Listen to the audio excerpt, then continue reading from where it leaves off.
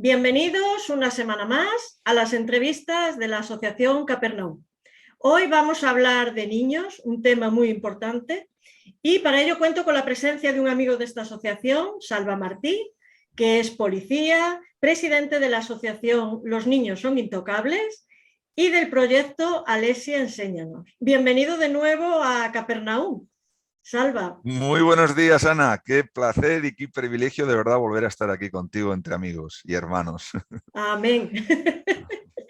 Mira, para empezar voy a leer de un libro que se llama Helado y patatas fritas, una denuncia de la explotación de los niños, y lo escribió Hernán Zin y dice así: los escritores y periodistas de este tiempo debemos animarnos a narrar las consecuencias del momento histórico que estamos viviendo, para tratar de defender a sus víctimas, pero también para romper con esta suerte de pensamiento único, homogéneo, que parece haberse apoderado de gran parte de los medios de comunicación y que tan mal nos hace como sociedad, ya que nos priva de distancia, de perspectiva, nos cierra las puertas a realidades que podrían ayudarnos a madurar, a sensibilizarnos y a romper con la dinámica del individualismo, que eso es lo que vamos a hacer tú y yo hoy aquí, hablar desde la libertad y rompiendo con este pensamiento único que se ha instaurado en parte de la sociedad.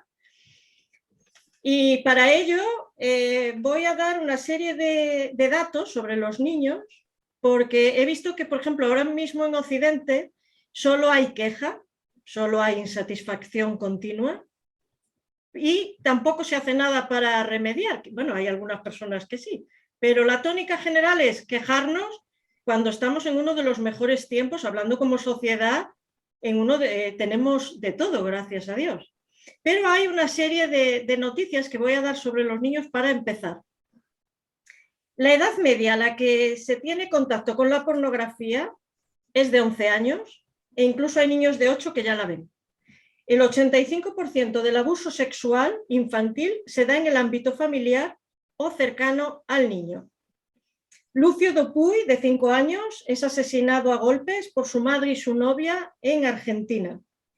Incluso hay un vídeo en internet, que yo lo he visto, donde se ve que están reunidas lo que ellas llaman una reunión feminista de mujeres. En primer plano está Lucio, con una mano vendada, con la cara golpeada, y ese grupo de mujeres detrás que no hicieron nada, no dijeron nada, no lo vieron.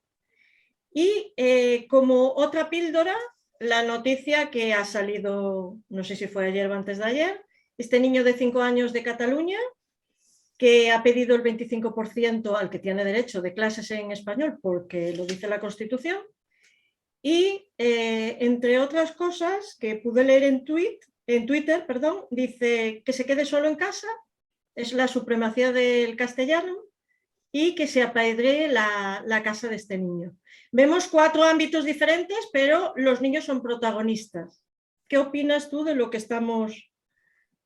he leído y de lo que estamos viviendo con los niños en este momento, Salva? Tú que trabajas con ellos. Pues mira, Ana, son cifras y datos realmente dramáticos. Este último que has dado, además, lo grave del asunto es que fue dicho por un mozo de escuadra, ¿no? Por una persona que se supone que viste uniforme y que en su día pues, juró servir y proteger, entre otros, a un colectivo tan vulnerable como puede ser los niños, ¿no? Y qué paradoja o qué cosa más triste o qué cosa más, no sé ni qué calificativo darle, que una persona que debiera de velar porque los niños estuvieran seguros y porque los niños pues se atreva a decir que a este niño hay que aislarlo poco más que hay que hacerle bullying, ¿no? O sea, para mí es un delito de odio como la copa de un pino. Todos los datos que has dado, Ana, pues nos hacen ver un reflejo de la sociedad en la que vivimos. Es una sociedad para mí que yo definiría que en su mayoría, evidentemente no podemos generalizar, pero en su mayoría es una sociedad que para mí ha dado la espalda a Dios, primer gran problema, ha dado completamente la espalda a Dios. Y en segundo lugar, pues es una sociedad que se está dejando llevar pues, por un tipo de ideología o de directrices que, por desgracia, atentan contra los niños, ¿no? Porque todo este tema del abuso, de la ideología de género, todo esto que está entrando con tanta fuerza y que tú y yo como cristianos sabemos quién está detrás de todo esto, pues es tremendo.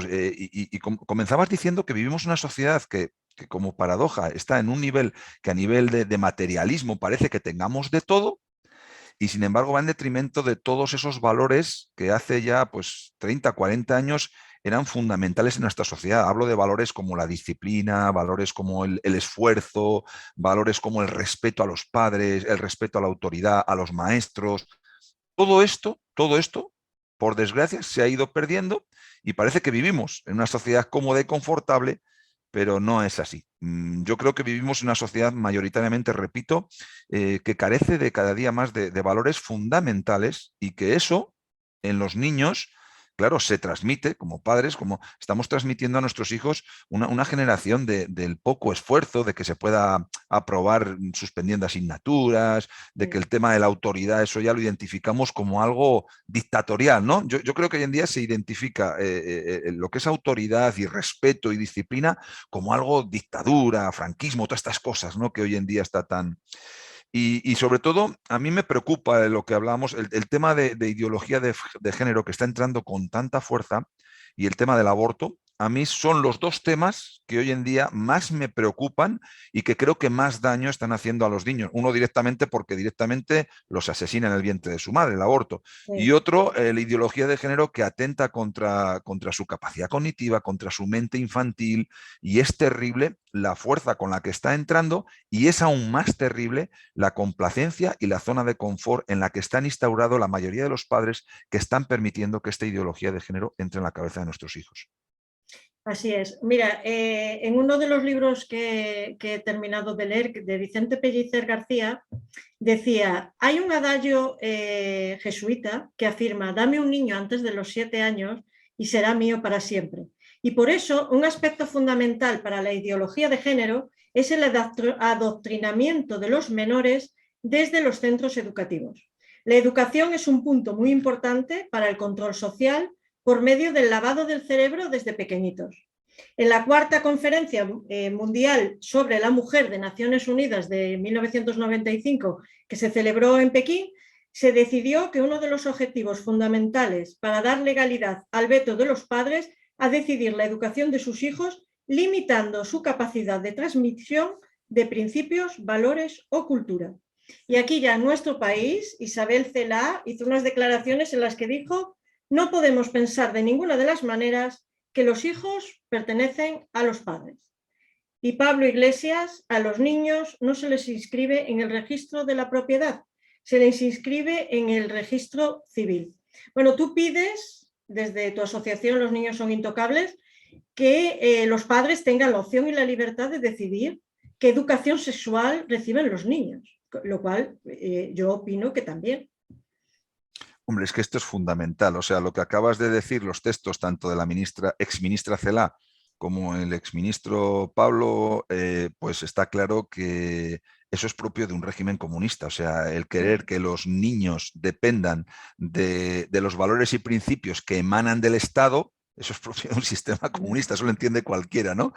Entonces, huyendo de políticas, porque no me gusta en absoluto hablar para nada de política, además, y cuando hablamos de niños, yo creo que la educación sexual, Ana, me canso de decirlo en las charlas que damos para los papás, la educación sexual es fundamental, en primer lugar, muy importante, adecuada a su edad, a la edad del niño. Es decir, no podemos empezar a imponer o a soltar charlas a niños de corta edad en edades que ni ellos nos lo están preguntando, ni a lo mejor su capacidad cognitiva está preparada para entender. Pero el niño es inocente, y el niño te va a ir preguntando en sus diferentes etapas sobre diversos aspectos de la sexualidad, y por supuesto que con 3 o 4 años no te va a hacer una pregunta que corresponda a la capacidad o a la mente de un niño de 14, ¿no? Eso entra en cualquier cabeza.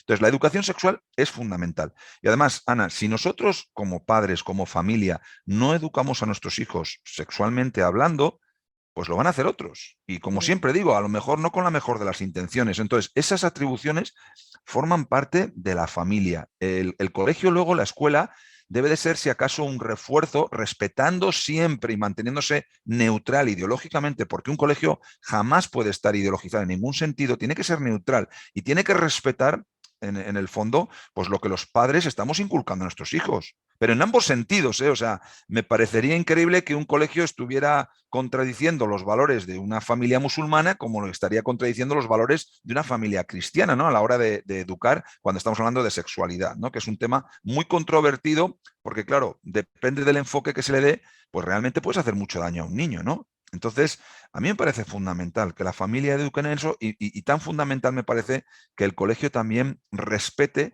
esa transmisión de valores y principios que los padres damos a nuestros hijos.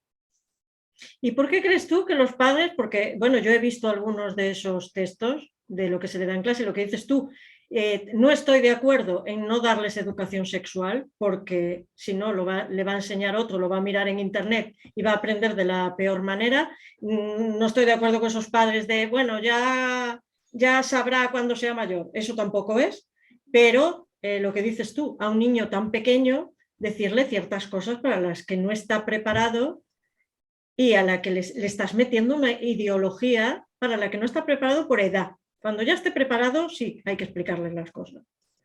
Es que se está atentando contra los niños, Ana. El tipo de educación afectivo-sexual que se está dando en los colegios, yo siempre lo digo, utilizo esta palabra porque es así. Se está atentando contra la capacidad cognitiva de un niño. Tú a un niño con 3 o 4 o 5 o 6 años no le puedes hablar que la educación sexual va a ser experiencias sexuales basadas en juegos eróticos. Por ejemplo, es el lema del programa Escolae, que esto se da en Navarra, te pongo como ejemplo, aunque Escolae prácticamente yo siempre digo que es como un poco la madre o la base de todos los programas afectivos sexuales, ya comenzó con Escolae hace muchos años, un programa que además ellos se jactan de que está reconocido y premiado por la ONU, ¿no? A mí realmente lo que premie la ONU, pues ya ves tú, Pues ¿no? mira, Todo lo sí. que pueda tener la ONU de trasfondo, ¿no? Sí, En ahora. cuanto al aborto y en cuanto a otras cosas, ¿no? No me es ningún... Entonces, esto es tremendo. ¿Cómo puedes decir tú que vas a basar un programa afectivo sexual en vivencias sexuales basadas en juegos eróticos? Los juegos eróticos, todos sabemos, y el que no lo sepa, que mire el diccionario, que son juegos destinados a la excitación sexual. Abre el diccionario de la Real Academia y dice, oye, ¿qué son juegos eróticos? Todos aquellos destinados a la excitación sexual. ¿Cómo puede estar educando a un niño? Luego nos quejamos y decimos, oye, ¿por qué un niño ya con 8 o con 9 o con 10 años está viendo pornografía? Caramba, si en el colegio los estás hipersexualizando y estás hablándole de temas que están absolutamente fuera de lugar para su edad y estás además confundiéndolos y diciéndolos que el género es un constructo hecho de la sociedad, que vosotros como niños tenéis derecho a elegir vuestro género, que es la palabra que ellos utilizan, ¿no? Vuestro sexo. Que es que solo hay dos sexos, masculino y femenino. Y entonces todo esto confunde a los niños y utilizan muchísimo el lenguaje con ellos, ¿no? Géneros, ¿no? ¿Y cuántos géneros hay? Pues están reconocidos más de 100 y pico géneros. O sea, si a un niño en la cabeza de un niño le metes que tiene derecho a sentirse identificado con el género fluido, ¿no? Que hoy se considera mujer, mañana hombre, mañana no sé si soy hombre o mujer, no soy binario, ¿no? Todas estas cosas en la cabeza de un niño no producen nada más que confusión y atentan contra ellos. Luego ya entraríamos en cosas más peleagudas porque hemos llegado a denunciar en un juzgado, pues ciertas charlas que daba un gabinete que se llama SERISE, que es Servicio Riojano de Sexología, aquí en Logroño, en la que estaban normalizando entre los padres que los niños, el jugar a chuparse los genitales entre los niños, esto fuera un comportamiento del que no hay que asustarse y hay que normalizar. O sea, estamos llegando a un punto, Ana, que y cuando cuentas esto muchas veces dices, oye, eso no es posible. Bueno, pues sí es posible. O sea, no me atrevería como policía a colocar una denuncia en un juzgado en la que me estoy jugando mi propio trabajo, ¿no? Porque esto es muy serio, ¿no? Cuando ya entras en temas de denunciar, ¿no? Estamos llegando a unos límites ya que son insostenibles. Y a mí lo que más me preocupa de todo esto es lo que te decía al principio, Ana, que los padres, la mayoría, sigamos viviendo en una zona de confort en la que no me quiero mojar, en la que estoy muy bien así, y para qué voy a ir al colegio a presentar un documento de consentimiento e información de estas charlas, o para qué me voy a enfrentar en un AMPA cuando sale este tema, oye, yo no estoy a favor de estas charlas, o para qué voy a... Todo eso tenemos que romper con ellos, porque es que son nuestros hijos. Y si no entendemos que nosotros tenemos, por lo menos ahora hablo como padre cristiano, si yo no entiendo que tengo un ministerio con mi hijo, que es el ministerio de educarlo en principios y valores cristianos, como padre cristiano, pero es que incluso para los padres que no son cristianos, habrá padres que entiendan que todo este tipo de educación va en contra de la biología. ¿Cómo puedes decirle a un niño que él puede elegir ser niño o niña? A un niño en general, a toda la clase. No estamos hablando de niños con un problema de disforia de género en concreto, ¿vale? Que eso es un problema a tratar con ese niño. Estamos hablando de decirlo a toda la clase y de que le pongan recortables en los que a un hombre le puedes poner una vagina y a una mujer le puedes poner un pecho y ¿A qué límites vamos a llegar? O sea, ¿quién marca aquí los límites, Ana, con nuestros hijos, con este tipo de educación? ¿Quién marca qué va a pasar cuando empiezan a hablar de que van a bajar la edad de consentimiento sexual? ¿O quién va a decir, o quién va a poner la línea roja de decir a otras cosas que me suenan hasta dolorosas pronunciar, ¿no? Pero que son tremendas al paso que vamos. Pero mira el paso que vamos, que después, por ejemplo, a Rowling, la que hizo Harry Potter, la escritora de Harry Potter, una serie de escritores que estaban en la editorial con él decían que se iban o ellos o ella, al final se fueron ellos porque esta mujer vende muchísimo, porque cuando ella dijo, cuando escuchó lo de personas menstruantes, dice, ¿cómo que personas menstruantes? Mujeres. Es que las mujeres menstruamos, los hombres y no. las personas que son transexuales no menstruan. Aunque Por tú mucho que seas un hombre autopercibas, claro. convertido en señora, no Claro. menstruas. Es que no puede, es que, vamos a ver, si se siente ofendido, lo siento, pero vamos a ver lo que dices tú, biológicamente no puede ser. Y respecto a lo que estás diciendo, después cuando yo que doy los cursos sobre el abuso y te encuentras, por ejemplo, a personas que han sido abusadas o niños abusados, que son abusados, que reciben estas charlas, porque claro, es que no se preocupa uno de pensar, a ver, ¿qué tipo de alumnado tengo? ¿Quiénes son mis alumnos en esa clase? ¿Y qué niños tengo? Porque tú no sabes si hay un niño o una niña que está siendo abusado o ha sido abusado. Y le estás dando estas charlas sexoafectivas y le puedes hundir. Porque aparte de que ya lo está por el abuso, tú imagínate el lío que tú le digas a este niño o esta niña que está siendo abusado, le Que es llegas un y le dices que comportamiento puede normal andar jugar a eso. tocando Claro. los genitales de sus compañeros o dejárselos de... claro, es que esto es demencial. Eso se llama confusión. Y de hecho, Ana, tenemos un testimonio, está colgado en YouTube, de una niña que precisamente es el caso que acabas de decir. Una niña que venía violada de su país, en Centroamérica, y sus padres la traen aquí protegiéndola de su abuelo, que era quien la violaba, sistemáticamente, desde los 9 años.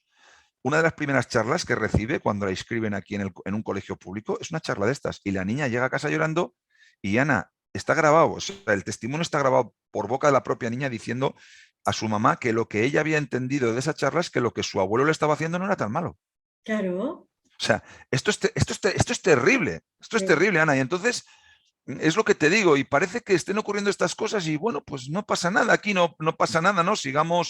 Sigamos, pues eso, cediendo a toda esta ideología que está ya en los medios de comunicación, en los dibujos animados, en la publicidad, en los grandes presentadores, en los youtubers, en los ministros, en ideología de género por todos los lados y además imponiéndosla, o sea, que cada día los padres tenemos menos que decir a esto y aquí no pasa nada. O sea, los padres siguen sin salir a manifestarse pacíficamente frente a una consejería de educación, o los padres siguen sin ponerse de acuerdo y decir, ¿qué podemos hacer en bloque? Porque claro, uno solo, Ana, es complicado luchar. Uno solo es difícil. Mucho. Pero cuando varios padres se unen y se ponen en la puerta de un colegio y dicen, por aquí no pasamos. Yo, por ejemplo, tuve el caso hace poco, testimonios que tengo casi todos los días, pero tuve un testimonio también tremendo de una mamá que me llamaba diciendo que su hija de 9 años había llegado a casa y le había dicho, pues que bueno, que la señorita, la profesora, les había reunido a todas las alumnas de 9 años. No había reunido a los padres, no, a las alumnas.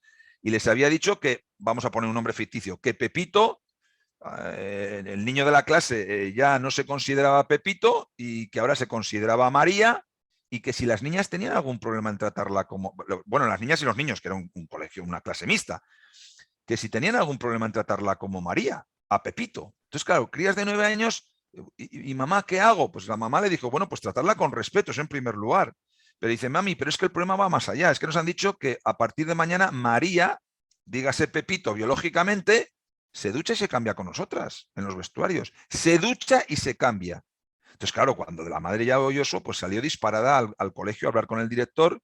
El director lo remitió a la inspectora de educación y la inspectora de educación le dijo que quien tenía un problema era su hija, que la llevaba al psicólogo por no saber aceptar la diversidad. Esa fue la contestación de la inspectora de educación cuando una madre llega diciendo que por qué su hija de 9 años se tenía que cambiar con un niño biológicamente hablando. Y con un niño, o sea, es que es así, con un niño, o sea, entonces, hablar de estas cosas hoy en día, Ana, cuando tú dices esto, ¿de qué te tachan? ¿De qué te tratan? De que Bueno, eres un de homófobo, un cacha, retrógrado, que no homófobo. acepta la diversidad. Oiga, no, mire, disculpe, disculpe, de verdad, yo siempre lo he dicho y no me cansaré de decirlo, no tengo ningún problema con los homosexuales, tengo compañeros de trabajo homosexuales, ningún problema sería patrullar con ellos, es su vida de adulto, pero por favor, no traten de meter ese tipo de ideología o esa orientación en los niños, porque eso es atentar contra ellos. Y más aún para los padres que tenemos principios y valores cristianos. Sí. No, mira, yo conozco el caso aquí en Valencia, me lo contaron, de un niño pequeño que toqueteaba los genitales de otros compañeros en el baño, lo cual me indica también que ese niño ha sido abusado, porque si no, un niño tan pequeño, ¿cómo va a saber ciertas cosas? Quitando de que tenga las clases. Y la madre de este niño, que fue quien me lo contó, se enteró después porque a los que se lo había hecho se habían ido del colegio. Entonces, todo callado, claro, ella dijo, ¿cómo podéis callar una cosa así? No, no, bueno, ya se fue el niño, no pasa nada, tal. Dices, ¿cómo que no pasa nada? Claro, Porque se va este a es el repetir problema. las conductas. Claro, claro, estás normalizando en el niño esa conducta. A ver, no vamos a escandalizarnos con ello ni a castigar. Quiero decir, escandalizarnos de castigar al Sí, niño es que no. qué aberración has hecho. No, eso se llama educación sexual, eso es prevención. ¿Cómo se trata eso? ¿Cómo entiendo yo que se debe de tratar? Pues haciendo ver al niño cuáles son sus partes íntimas, por qué se diferencian del resto del cuerpo, por eso se llaman íntimas, en que nadie debe de tocar esas partes íntimas, ni tú puedes tocarlas de otros, porque son sus partes íntimas y se respetan. Y además, si eso ocurre, lo tienen que contar. Es un poco lo que hacemos con el proyecto Alexia cuando hablamos de Y prevención de abuso con niños de 5 o 6 años. ahora vamos a eso. Claro, si tú lejos de eso, Ana, normalizas, no, es cosa de niños, no, es que forma parte de la curiosidad. Oiga, sí, puede formar parte de la curiosidad la primera vez, pero cuando tú descubres eso, tienes que hablar con tu hijo y decirle, cariño, mira, estas son tus partes íntimas y las del niño o la niña con la que has hecho esto son también sus partes íntimas. Son partes diferentes a la mano o a la cabeza o a la nariz, partes que tú no puedes tocar porque son íntimas, igual que alguien no puede tocar las tuyas. Si tú eso lo normalizas, o ya lo que hemos dicho antes, incluso llegas a normalizar, que lleguen a chuparse esas partes, pues imagínate tú cuando un adulto venga a hacer eso con él. O sea, lo va a tener normalizado como un juego, como una parte de su descubrimiento. No, no, disculpe. Esto nuevamente ratifico que es atentar contra ellos y es donde ahí entra una correcta y sana educación sexual en prevención de abuso y comencemos por ahí, ¿no? Hablando de estos temas claramente y de lo que un niño, dónde están sus límites y cuáles son sus partes íntimas y lo que puede y no puede hacer como niño. Exacto. Ahora vamos a hablar de la otra parte del proyecto Alexia y de los pederastas, pero uniendo esto que estás diciendo, yo creo desde hace años ya, porque se lleva hablando en Estados Unidos, creo que esto es abrirles las puertas a los pedófilos y a los pederastas, porque ellos, por ejemplo, en Estados Unidos hay un movimiento desde hace muchísimos años en el que ellos pedían que pudiera haber libertad, porque realmente era como que sienten amor por los niños. Y yo creo que estas cosas es como abrir una puerta para preparar a los niños para eso, lo cual es muy peligroso. Y ahora vamos a hablar de este tema. En la Biblia, en Marcos 10, Jesús decía, al ver Jesús lo que estaban haciendo sus discípulos, se enojó con ellos y les dijo, dejen que los niños se acerquen a mí, no se lo impidan, porque el reino de Dios es de los que son como ellos. Jesús tomó en sus brazos a los niños y poniendo sus manos sobre ellos, los bendijo. Tú tienes el proyecto Depredadores, que es un experimento social con cámara oculta, en el que demuestras que no llega a decir a los niños que no se vayan con extraños, sino que hay que practicar con ellos esas situaciones. ¿Qué les enseñas a los niños? ¿Cómo se tienen que proteger ante desconocidos, ante estos pederastas? Y después del taller, ¿qué deben hacer los padres y los niños? Porque a lo mejor, como recordatorio, quiero decir, para que no se olviden de esto, ¿qué hay que hacer? Bueno, pues me gustaría mucho explicar para que el que por primera vez oiga esto, que será Exacto, mucha que es gente, que es Depredadores. Depredadores, que es el proyecto Alexia. Bueno, el proyecto Alexia se centra fundamentalmente en enseñar a los niños 4 temas entre los que está el no irse con un extraño, qué es un extraño, que él tenga claro el concepto de un extraño, porque para un niño a veces nos encontramos en clases donde damos que un extraño es una persona con un parche en un ojo y una espada en la mano, o un señor con una sábana blanca y una cadena. Entonces, eso es a veces el concepto de un extraño, ¿no? Entonces les dejamos muy claro que simplemente un extraño es una persona desconocida, ¿no? Que no conozcan, ¿no? Entonces, trabajamos con los niños para dejarle este concepto claro, pero claro, entendimos, Ana, que era tan importante trabajar con los niños como con los padres. ¿Y cómo trabajamos con los padres? Pues dejándoles muy claro que los niños son muy vulnerables y dejándoles claro que no es suficiente, porque lo hemos archidemostrado, con simplemente decirle no te vayas con un extraño. No es suficiente. Entonces, nosotros dijimos, bueno, ¿cómo podríamos hacer entender a los padres que esto no es suficiente y que los niños son muy vulnerables? Vamos a hacer un experimento social con cámara oculta en el que nos cogimos eso, varias cámaras, nos escondimos en parques y pedimos permiso a diferentes padres que estaban allí en los parques con sus hijos para llevar a cabo este experimento, ¿no? Diciéndoles, mire, vamos a intentar engañar aquí a su hijo delante de usted. ¿Quiere? Bueno, la mayoría nos decían, bueno, lo puede hacer, pero vamos, no creo que funcione. Creo que no saben, porque le he dicho muchas veces, no te vayas con extraño ni cojas nada, ¿no? Bueno, de un montón de niños con el que hicimos la prueba, excepto una que no se vino con nosotros y nos cogió chucherías, nos llevamos todos los niños con los que hicimos los experimentos, ¿no? Luego esto lo publicamos y claro, fue un boom porque claro, todo el mundo dijo, pero ¿cómo puede ser posible que en un minuto, minuto 10 se estén llevando a un niño, ¿no? Y además hablamos de niños desde los 3 hasta los 8 o 9 años, que creo que fue el mayor que hicimos el experimento. Y claro, demostramos lo vulnerables que son. Una vez demostrado esto, lo que pretendemos en los talleres que damos de Alexia con los papás es mentalizarles de que esta enseñanza de no irse con un extraño no solo se puede fundamentar en la parte teórica de decirle, de hablarle, hay que aplicar una parte práctica, como en cualquier cosa en la vida. Yo siempre pongo el mismo ejemplo. ¿Quién se ha sacado el carnet de conducir solo haciendo test y dando su parte teórica? Nadie, ¿verdad? Sí. Hay una parte práctica, como en cualquier cosa de la vida. Y el que se ha hecho médico, ha hecho sus años de universidad, pero luego tiene su parte de MIR, donde hace las prácticas. Entonces, ¿de qué se trata? De practicar en modo juego, en un entorno seguro, de una forma divertida. Simulamos esa situación en la que nosotros como padre nos disfrazamos, o como madre, de extraño, me pongo una barbita, y simulamos pues, de vez en cuando ese juego en el parque. Hijo, vamos a jugar al juego del extraño, ¿no?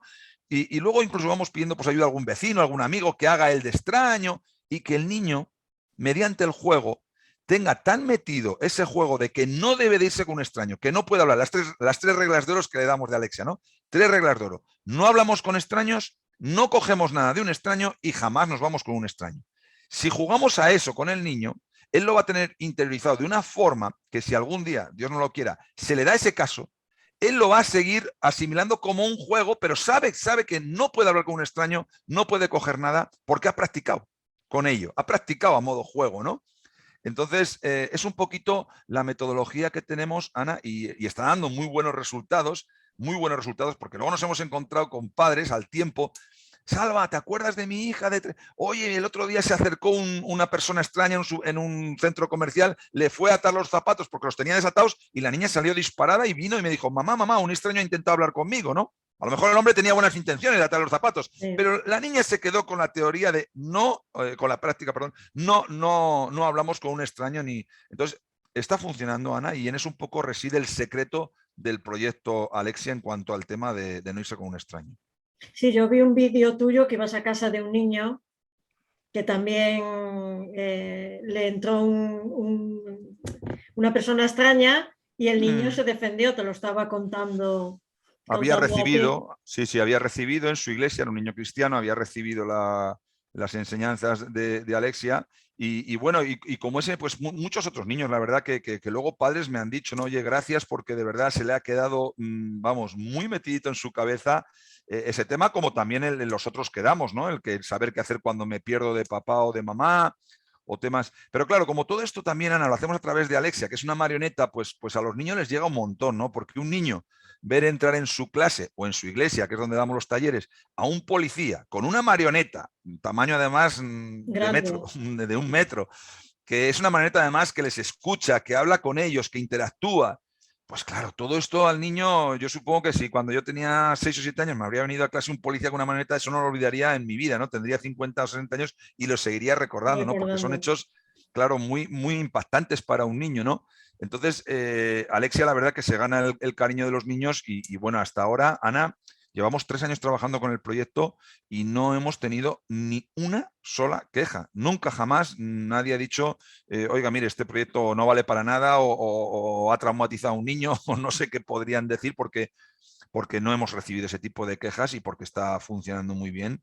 Y la verdad que doy gracias a Dios porque fue él quien puso este proyecto en mi corazón y por poder seguir desarrollándolo, ¿no? Y es un proyecto maravilloso además. Por eso estás aquí por segunda vez, porque es indispensable que la gente lo conozca.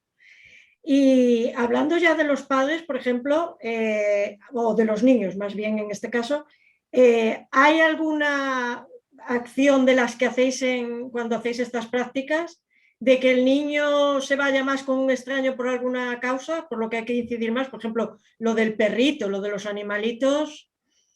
Eh, Pues mira, Ana, yo te diría que los niños son muy inocentes en todos los sentidos. Entonces, al final, tenemos que entender como padres que el pederasta se dedica, digamos que se dedica a eso, es su profesión, son verdaderamente muy inteligentes y muy, bueno, pues ellos preparan un poco a conciencia, porque a veces podemos tener la idea del pederasta como persona, ¿no? De esa persona extraña, huraña, que entra del tirón a un parque y se lleva al primer niño que ve. Esto no es así, o sea, no. esto no es así. La mayoría de ellos no se mueven así, planifican muy bien el escenario, o sea, su acción, estudian el niño que está con cada padre, incluso muchas veces en un escenario, por ejemplo, de un parque, se quedan observando o a la espera de que el padre llame al niño para él saber ya el nombre del niño, para acercarse con confianza, para dirigirse a él propiamente por el nombre del niño.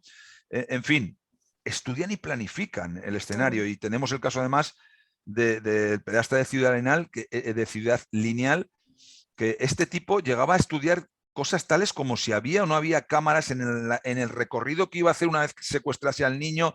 Tenía en cuenta cosas, porque era un tipo sumamente inteligente y todo lo planificaba muy bien, porque hay que entender que lo que esta gente no quiere son riesgos, o sea, no quieren ser pillados. Y a la mínima de cambio que el niño se lo ponga difícil, va a ir a otro parque donde un niño se lo ponga fácil, ¿no? O donde tenga estudiado ya el hecho. Entonces, tengamos en cuenta que son personas que planifican muy bien, por decirlo así, es su trabajo, secuestrar, llevarse y abusar de nuestros hijos. Y bueno, pues tenemos que darle herramientas a los niños, ¿no? No es cuestión de alarmarse ni de asustar. Ahora, como siempre digo, esto no es cuestión de alarmarse y asustarse, ¿no? Y ahora empezar a ver pedófilos por todos lados, sino de dar herramientas a nuestros hijos, de ser precavidos, de ser sabios y de saber inculcar a nuestros hijos, pues eso, ¿no? Mediante este tipo de herramientas, como el proyecto Alexia, pues la prevención contra la pederastía, contra los depredadores sexuales. Exacto. Ahora vamos a hablar de los pederastas, que, bueno, lo que decías tú es cierto, que hacen de la hipocresía un arte, realmente. Y lo que decías tú, el de Antonio Ortiz, el de la Operación Candy, que era el prototipo de lobo con piel de cordero, porque todo el mundo hoy decía, pues los vecinos, ay, es que es una persona muy normal, es muy agradable, vive con su madre, es muy tranquilo, es muy simpático. Lo mismo decían de Almeida en la cárcel, que se portaba muy bien. Pero claro, es que son estupendos, no hacen nada hasta que tienen el objeto de deseo delante. Y el objeto de deseo en este caso son los niños. Y además tener claro, por ejemplo, que la maldad no es una enfermedad. Quiere decir que nosotros no entendamos que estas personas atenten contra los niños, abusen de ellas y en muchos casos los maten, no quiere decir que estén enfermos. Porque la maldad en el Efectivamente, hay mucha mundo... gente, Ana, que confunde y este tipo de perfiles, además de pederastas que muchas veces son psicópatas, pues la psicopatía, como has dicho tú, no es estar loco, ni es un tipo, No. es un trastorno, pero desde luego no es estar loco. Y es gente, fíjate, en cuanto al perfil que has dicho de Ortiz, del pederasta de Ciudad Lineal, yo invitaría a la gente a que vea por YouTube, porque está colgado en YouTube, el alegato final que él da a los jueces cuando se le da la oportunidad, ¿no? Vamos, al acusado, no me salía la palabra, iba a decir al condenado, al acusado cuando se le da la posibilidad de hablar su alegato final. Yo invito a gente que le escuche. Tú estás viendo ahí pero este pobre hombre, ¿qué ha podido hacer?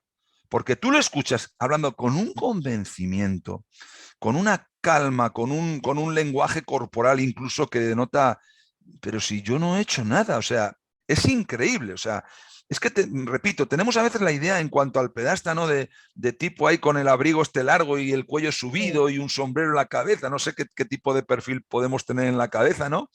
Y es gente absolutamente camuflada en nuestra sociedad. Es el vecino de arriba, es el carnicero que nos está poniendo la carne. O sea, en todos los estamentos, en todos los gremios, hay gente que está relacionada con la pedofilia o con la pederastía, ¿no? Entonces, en el caso, por ejemplo, de Almeida, que has pronunciado antes, hoy una persona con un excelente comportamiento. Claro, lo que la gente no sabe es que cuando una persona entra en una prisión como Almeida, que ya había sido condenado por asesinar y abusar de una joven y de otra que también abusó, esta gente es modélica en la cárcel. ¿Pero sabes por qué, Ana? Por la cuenta que les trae. O sea, esto me lo decía un funcionario de prisiones que estaba además en una junta de tratamiento. Cuando entra un pedasta o un violador en la cárcel, entra en lo que se llama módulos de respeto. Estos módulos son destinados a este tipo de presos. Si el preso no tiene un comportamiento que roza, vamos a decirlo así, el peloterismo, o sea, de estar, sí señor, ¿qué quiere usted que haga? Van fuera de ese módulo de respeto. Cuando digo fuera, van a módulos con presos comunes. Tú te puedes suponer lo que puede ser para un condenado por pedastía o por violación, entrar con presos comunes. Sí.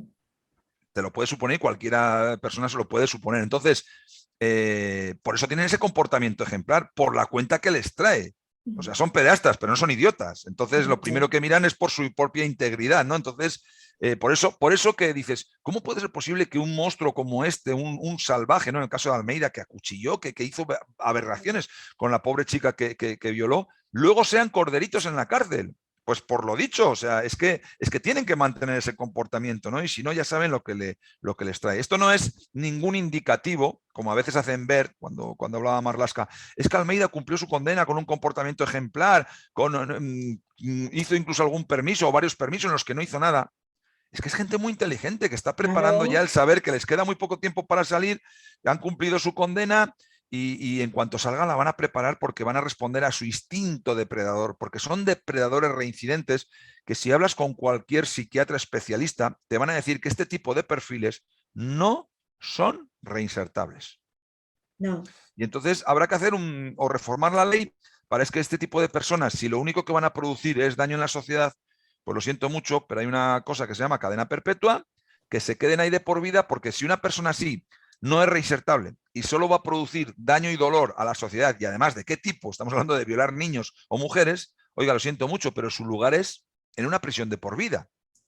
Sí. Yo lo entiendo así, y no creo que eso sea ser ni inhumano, ni falta de... Es que ser razonable, ¿no? Cuando una persona lo único que te va a producir es daño, ¿no? Entonces, mira, yo lo veo en el así. caso de, por ejemplo, Antonio Ortiz, el de Ciudad Lineal, es un narcisista, es vigorésico, pero aparte es narcisista. Las personas que son narcisistas, sean hombres o mujeres, fuera tienen un comportamiento ejemplar. No tienes por qué llegar a matar a nadie, pero yo conozco casos de hombres que están casados con mujeres narcisistas o de madres narcisistas o padres narcisistas y el malo es el otro. Porque ellos saben copiar tan bien y portarse tan bien para que la gente de fuera diga, pero esta maravilla de persona, ¿cómo la puedes dejar? ¿Cómo puedes decir eso? Quedas tú como malo. Porque lo tienen muy ensayado y lo saben hacer muy bien. Y este hombre, lo que dices tú, con el alegato y todo lo que planificó. Porque es un rasgo muy característico de la mayoría de psicópatas, el narcisismo. Es uno de los rasgos que suelen muchas veces marcar un narcisismo, vamos, pero narcisismo, lo que dices tú, ¿no? Dar una imagen a la sociedad, son las típicas personas que ante los vecinos o compañeros de trabajo, pues es un ser maravilloso y luego, sin embargo, de cara puertas hacia adentro en su hogar o con lo que sea, pues es una persona completamente diferente, ¿no? Y personas que primero son él, luego son él y después son él. Entonces, ya luego, claro, hay tipos de rasgos en ciertos psicópatas que ya empiezan a ser ya realmente pues de preocupar, ¿no? Cuando ya entramos ya en la crueldad, en el sadismo, sí. Pero es que a veces la gente pues tiene el concepto de psicópata como asesino en serie y tampoco es así. Tenemos políticos, y me voy a reservar el nombre, pero otro día estaba hablando con un psiquiatra de este tema. Tenemos políticos de primera línea hoy en día que tienen rasgos de psicópata increíbles y no son asesinos en serie. Y los tenemos en la política en primera línea. Pero tienen unos rasgos tan propios de psicópatas como eso, como el narcisismo, como el mentir sin ningún pudor, pese a quien pese, pues por mantenerse ahí en el poder, ¿no? O sea, han hecho de la mentira un estilo de vida y no tienen ningún problema en mentir o en hacer lo que sea necesario por estar ellos en puestos de poder o en esto, ¿no? Entonces, a veces además no estamos tienen muy equivocados. empatía. Empezando por ahí no tienen empatía, con lo cual es como si fuera un actor. Y tú haces tu papel y te vas y sigues en ese papel. Vamos a ver, estás con alguien, te interesa hacer ese papel, lo haces, te vas a otro, haces otro. No tienes empatía. Eso es un actor o una actriz. No Ahí hay... está otro de los rasgos también muy característicos de los psicópatas, ¿no? Esto sería interesante porque parece que estoy hablando ya aquí con un psiquiatra. Yo es porque he tenido conversaciones con psiquiatras, ¿no? Y me he preocupado de saber, de intentar un poco, pues meterte en la cabeza a veces de los pederastas y te cuentan esto, ¿no? Entonces, pues sería muy interesante, Ana, que algún día traigas en tu entrevista a un psiquiatra, ¿verdad? Enfocado a estos temas, ¿no? ¿Qué pasa por la cabeza de estas personas a veces? Porque a veces es bueno.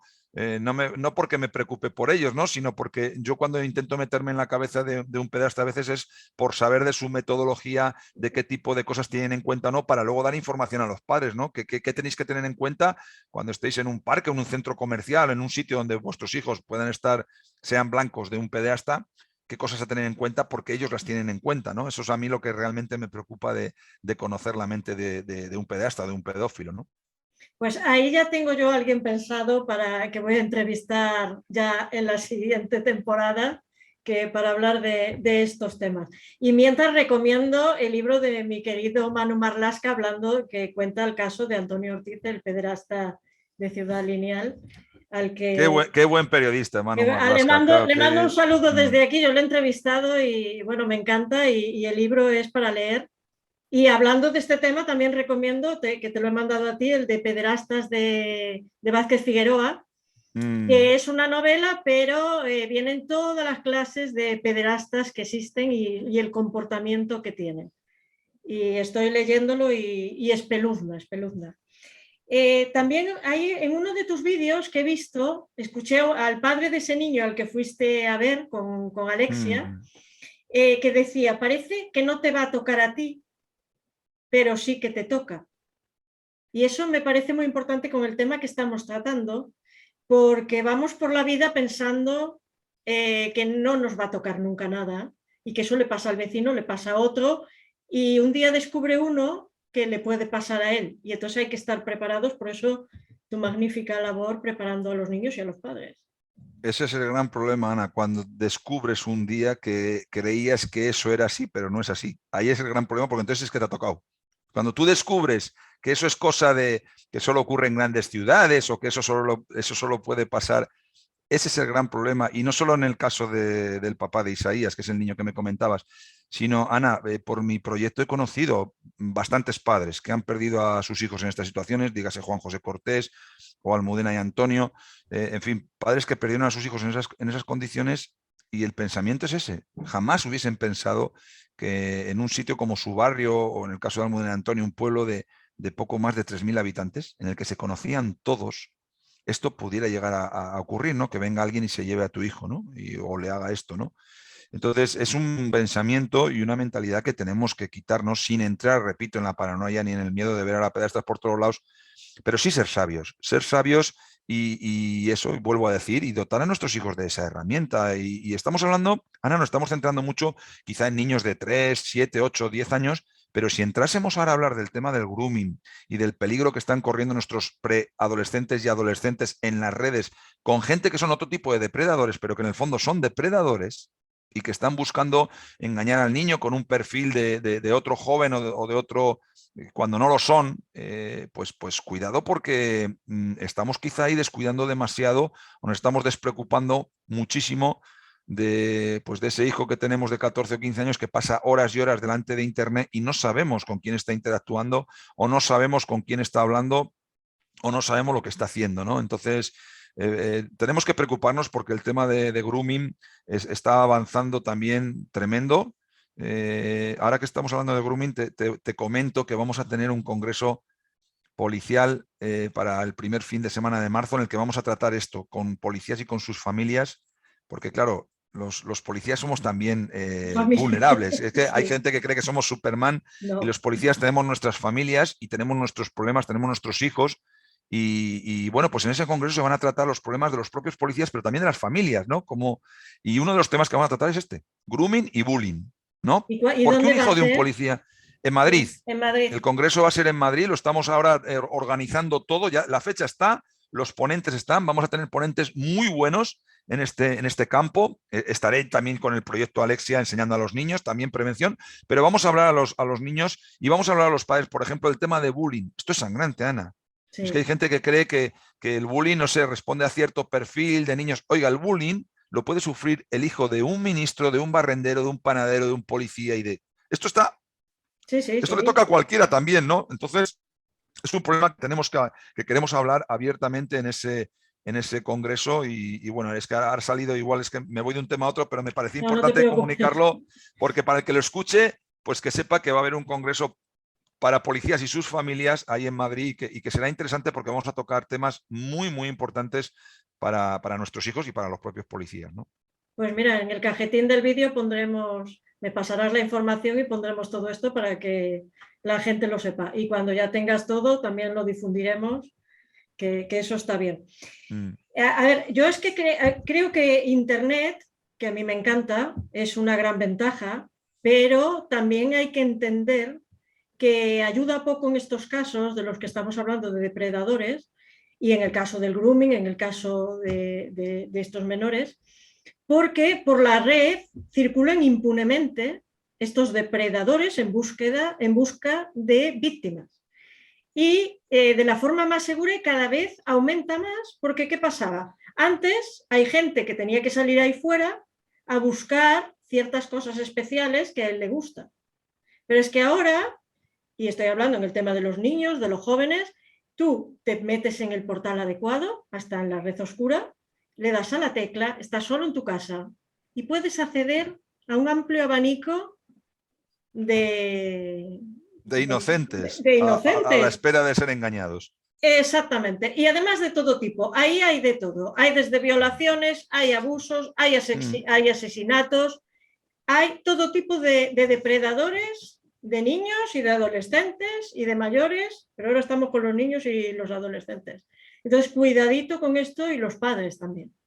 Es un tema preocupante, Ana. El tema de Internet es muy preocupante. Vivimos en la era de la tecnología y ya cada vez, tanto padres como niños, dedicamos cada vez más tiempo a redes sociales, en fin. En los niños es un problema muy serio porque evidentemente Internet, bien utilizado, es una herramienta maravillosa, pero lo mismo de maravillosa que es bien utilizado es de desastrosa y vamos, con resultados nefastos mal empleada. Entonces, el problema es que tenemos cantidad ya de niños con 8, 9, 10 años, incluso 11, 12, que con un Internet sin filtros, en el que los padres no tenemos ningún control sobre los contenidos que están viendo, y claro, tenemos que ser conscientes de que la red está llena de depredadores en todos los sentidos, pues eso, pues con manga ancha, ¿no? Porque, mira, yo el último caso que tuve fue de un papá que me llamaba con 10 años, su nena, lo pilló justo en el momento en que descubrió que ya estaba quedando con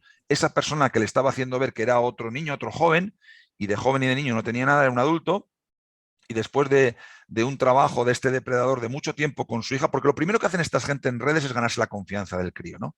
O sea, esto no se consigue en 24 horas. Un depredador no está quedando con otro niño en 24 horas.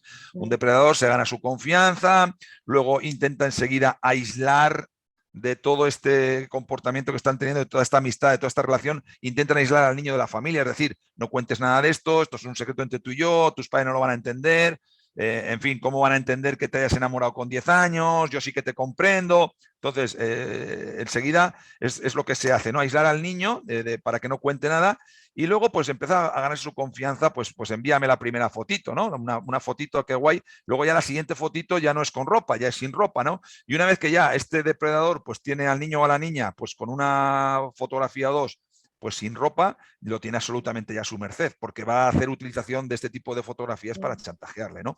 Y además es que hay que entender que en todo este tiempo en el que se ha ganado su confianza, sabe, este depredador ya se ha encargado, por esas conversaciones que ha mantenido con el niño o niña, de saber dónde estudia, cómo se llaman sus padres, cómo se llaman sus mejores amigos, secretos y cosas que ni los propios padres coinciden. ¿Para qué va a utilizar toda esta información? Para chantajear. Y para decir, si no accedes ahora ya a quedar conmigo presencialmente, o ahora en vez de enviarme fotos, envíame un vídeo de estas características de índole sexual.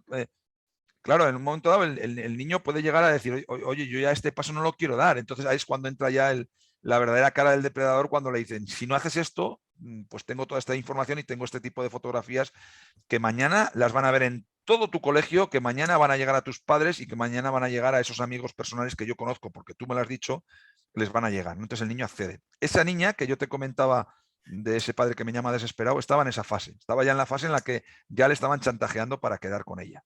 Entonces, la niña estaba absolutamente obnubilada con ese noviete que le había salido en redes y que no veas tú que la había tenía, porque el padre pues cogió varias capturas de pantalla de las conversaciones que estaba teniendo la niña. La niña, fíjate, el depredador le obligaba a desinstalar e instalar el Instagram para que su padre no pudiera tener acceso. Cada día que hablaba, instalaba y desinstalaba Instagram, Facebook. O sea, el padre entraba en red y entraba en el ordenador de la niña y no veía ni Instagram, ni Facebook, ni nada, pero es que la niña instalaba y desinstalaba para que el padre no tuviera, ¿no? Entonces, ese depredador había llegado a un punto en el que tenía absolutamente ya sometida a su merced a esa niña. Y repito, el siguiente paso ya era quedar con ella en un centro, que es cuando ya me llama el padre, ¿no? Y cuando ya pues le aconsejé todos los pasos que tenía que dar y a dónde tenía que acudir, porque hay unidades de policía y de guardia civil especializadas ya en estos temas, de delitos telemáticos.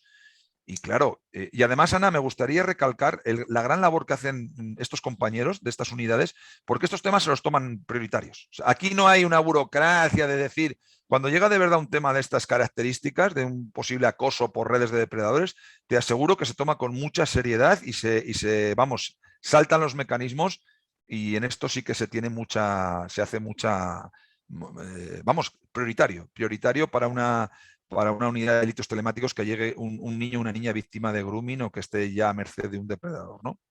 Exacto, Entonces, sí.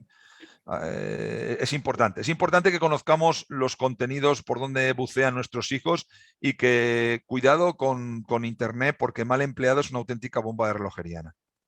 No, además, yo conozco casos también de, por ejemplo, mandarte que hagas las fotos, tomar fotos de que estás desnudo y enviarlas después a todos tus conocidos, a todos los amigos, con lo cual también puede inducir después a suicidios que hay, que ha aumentado Claro. también de jóvenes porque no saben, claro, para ellos una vergüenza y lo que van a decir los padres y lo sabe después todo el mundo. Y de acuerdo Imagínate. con lo que has dicho de la policía, que también, porque además todos los que trabajan con estos casos de niños, esas fotos que ven, ese trabajo que hacen, porque yo si estoy leyendo un libro y estoy cargada, no quiero pensar lo que es estar todos los días viendo fotos de niños en estas circunstancias. Entonces, un abrazo fuerte a las fuerzas y cuerpos de seguridad del Estado. De los peligros de Internet, yo hice una entrevista y ahora aquí voy a recomendar el libro de Silvia Barrera, que lo traté ese día porque vienen todos estos peligros. Muy buena profesional, un icono en tema de prevención de redes y todo esto, un icono. La Tengo tenemos yo aquí ahí en el Logroño, libro. además. Ese además debería leerlo todos los padres, bueno, yo no soy madre, pero lo he leído también. Y también decir que, bueno, no se puede en YouTube, pero en Twitter y en Instagram pondré la foto de los iconos que utilizan los pederastas para que la gente los identifique, porque son muy monos, parecen hasta maripositas, en rosita, en azulito, y la gente también tiene que conocer estos símbolos porque ellos no van abiertamente y te ponen yo soy un pederasta y me gusta un niño, no, o un pedófilo. Entonces también colgaremos esos iconos.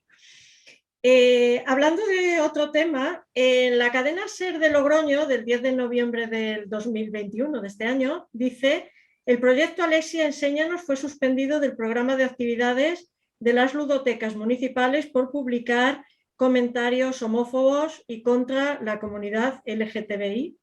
Y el 7 de diciembre de este año, en Rioja 2, sale que el Colegio de Psicólogos alerta de un taller organizado por ti en Lardero, que no Laredo. Entonces, ¿qué nos puedes decir al respecto de estas dos noticias? A ver, yo te conozco y sé lo que hay, pero el que nos está escuchando. ¿Por qué estas dos noticias y cómo está el tema?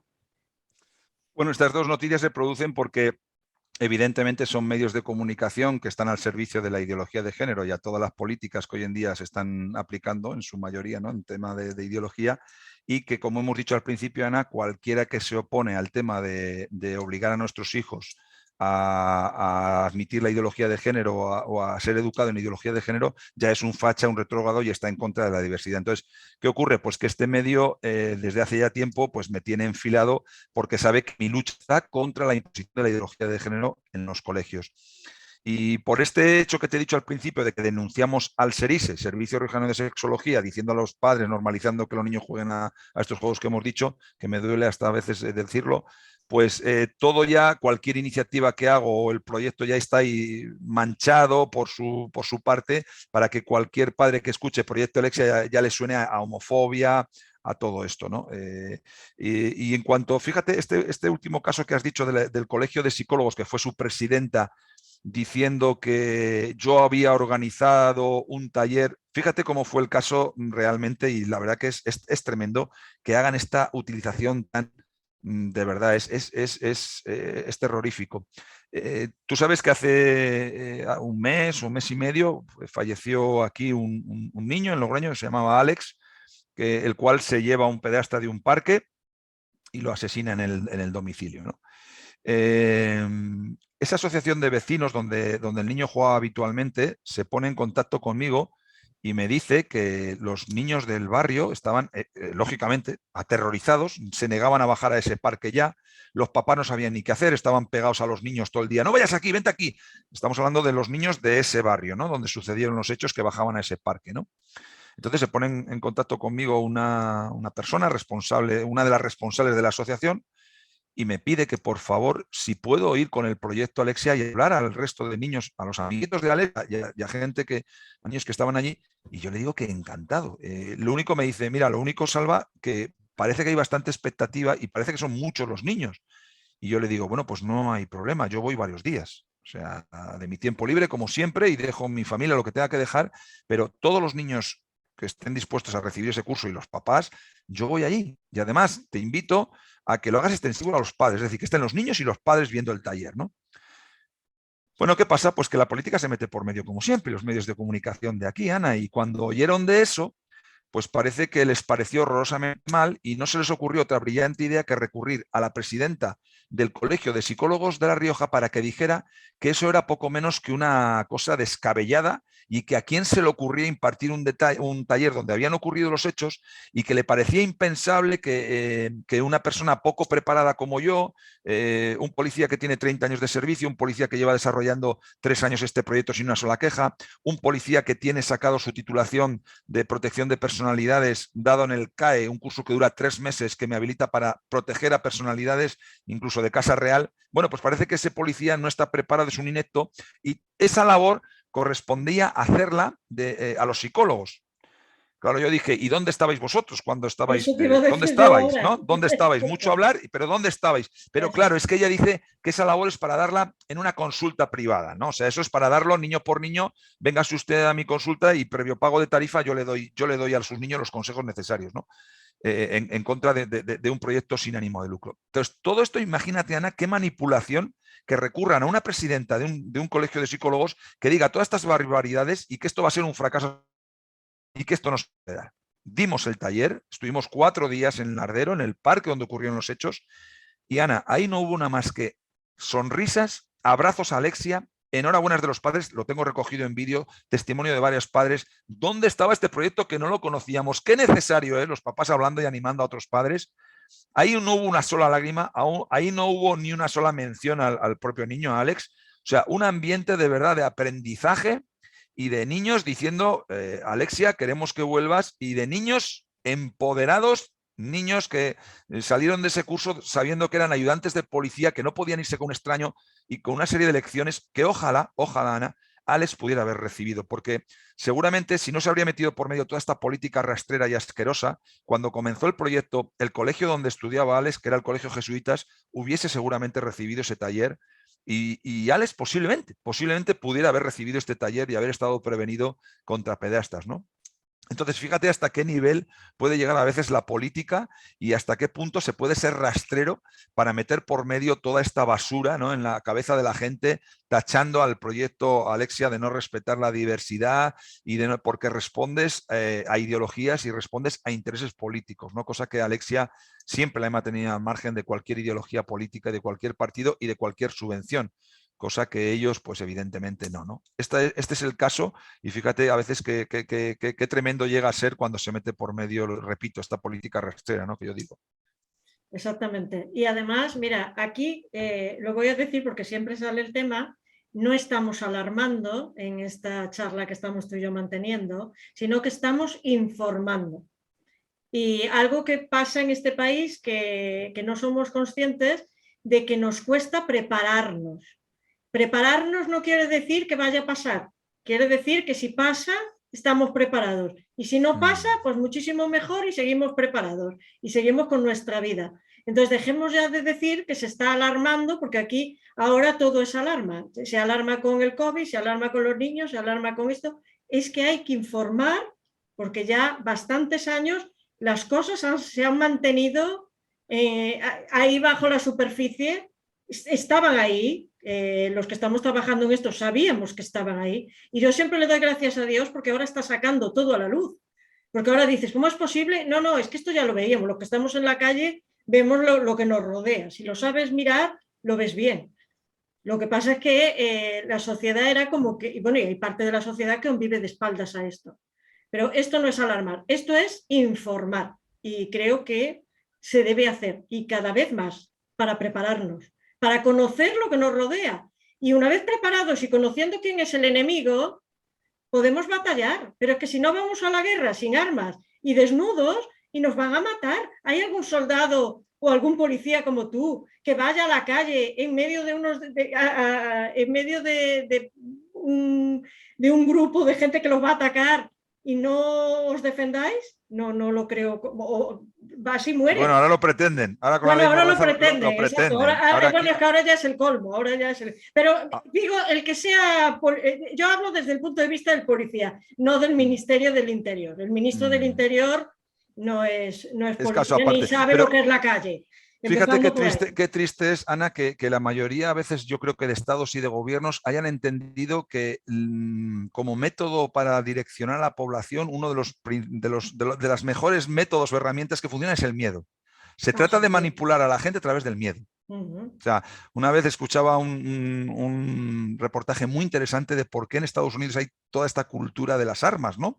Y la respuesta que daban en la población era porque se había llegado a conseguir a meter en la cabeza de las personas a través del miedo la necesidad de tener todo pichigato un arma, ¿no? Porque te van a saltar enemigos y por todos los lados, ¿no? Entonces, yo creo que esto no debe de ser así, jamás se debe de llegar a manipular ni a tratar de que las personas reaccionen con las cosas a través del miedo, para nada. O sea, como bien dices, Ana, una cosa es dotar de herramientas y ser sabios y prevenir, oye, y otra cosa es aterrorizar a la población, ¿no? Y ahora con este tema que has pronunciado, pues de las vacunas lo mismo, o sea, todo es miedo, todo es, y hay una manipulación tremenda a través del miedo, y esto es tremendo. Yo creo que debemos de ser inteligentes y pararnos a pensar y saber que no podemos permitir ser manipulados a través del miedo. Pero mira, hasta que aprendamos que las castas privilegiadas de este mundo, no digo solo España, digo del mundo entero, quieren poder y dinero, y para conseguirlo nos meten el miedo, el día que comprendamos eso, nos levantaremos. Si no, seguiremos de rodillas y ya sabemos lo que pasa cuando uno está de rodillas. El miedo, y sabes otra cosa que utilizan mucho, desgraciadamente, Ana, y el odio. Porque cada día más, si te das cuenta, alguien que no está con tu postulado ya es tu enemigo. Sí, sí. O sea, está pasando en Cataluña, está pasando con el tema de la vacuna. Si no te vacunas, eres tal. En Cataluña, ¿no? Si no estás conmigo, estás contra mí, ¿no? Eres enemigo del independiente. Todo esto son las dos herramientas fundamentales con las que están trabajando la mayoría de gobiernos del mundo. Y es tremendo. A mí me parece tremendo que se trabaje con el miedo y con el odio. Sí, pero porque falla la educación también, Salva. La gente no estudia, no se prepara, no investiga, no lee, y entonces te la pueden meter doblada. Cuando uno conoce la historia está ahí para que no la repitamos y para tener lecciones de vida. No para eliminarla de un plumazo, ¿verdad? Y no, vamos a Claro, quitar el nazismo de nuestra historia. El nazismo estuvo ahí y como bien has dicho, Ana, vamos a aprender de los errores, ¿no? Lo que no se puede hacer, ¿no? Entonces claro. esto es tremendo, ¿no? Pero esta gente pretende eso, ¿no? De un plumazo quitemos lo que no nos interesa y en fin. Y yo estoy de acuerdo contigo en que es muy importante la educación, pero también es muy importante, Ana, la transmisión de valores y principios. Es que si no tenemos valores y principios, y tú y yo lo sabemos bien, ¿no? Para mí es tan fundamental, ¿no? El poder Sí. transmitir valores para mí bíblicos, ¿no? Basados en Dios y en su enseñanza, que claro, como lo estamos perdiendo, y así hemos comenzado hoy la conversación, ¿no? Como tenemos una sociedad que mayoritariamente está dando la espalda a Dios, a los valores y principios buenos del amor, del buscar el bien del prójimo, todo esto se está perdiendo, ¿no? Y da como resultado pues el tipo de sociedad que estamos teniendo. Exacto. Y mira, yo fui no cristiana, fui atea, conozco el otro lado perfectamente, no es que me haya levantado un día, no, es que conozco el otro lado, conozco ese lado y conozco dónde estoy. Y yo puedo decir, ni Dios es aburrido, ni yo soy aburrida, ni los cristianos somos aburridos. Habrá, dentro de los cristianos los hay aburridos, los hay muy contentos, los hay... cada uno es de su manera, pero de que por ser cristianos y seguir lo que nos dice Jesús, que somos aburridos y que nos perdemos lo bueno que tiene el mundo, yo he estado en el mundo y sé lo que hay, y sé lo que he hecho y sé cómo estoy ahora. Entonces tampoco que me vendan motos. Que yo me hice Claro. cristiana con 40 años. Entonces, hasta los 40 hice muchas cosas y sé perfectamente, bueno, y aparte trabajando en lo que trabajo, sé perfectamente lo que hay ahí fuera, no me puedo engañar. Y entonces veo a la gente que está en el mundo sin el Señor y me veo a mí y a otros como tú y hay que vernos. Que tenemos Claro, problemas, todo el mundo los tiene, todo el evidentemente, estamos mundo, todo bajo el el sol, mundo. pero de otra tenemos a quien acudir, que eso es importante.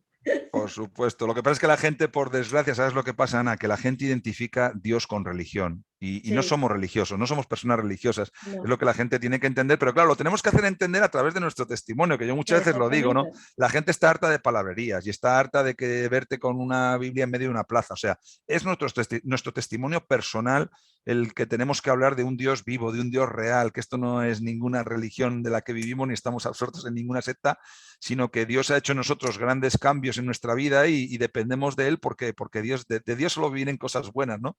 Somos nosotros los que somos a veces muy cabezotas, ¿no? Pero yo creo que el gran problema es eso, ¿no? Que la gente identifica cuando hablas de Dios con religión, con secta y bueno, esto sería motivo para otra, para otra No, conversación, es que es para verdad. otro tema. Lo que decía, la religión es el opio del pueblo. Yo estoy de acuerdo con esa frase. La religión Claro, mata y te aleja de Dios. claro que sí. Eh, ¿Qué precio pagas, Salva, o has pagado por estar al frente de Proyecto Alesia y de los niños semi intocables? Me refiero a nivel familiar o de trabajo con los amigos. ¿Qué precio pagas o has pagado o estás pagando? Bueno, pues un precio que yo estuve dispuesto a asumir desde que empecé con el proyecto, Ana. No es una cosa, yo lo dije claramente al señor, señor, estoy dispuesto a pagar este precio porque yo sabía que se me iba a venir encima muchas cosas o muchos problemas, ¿no?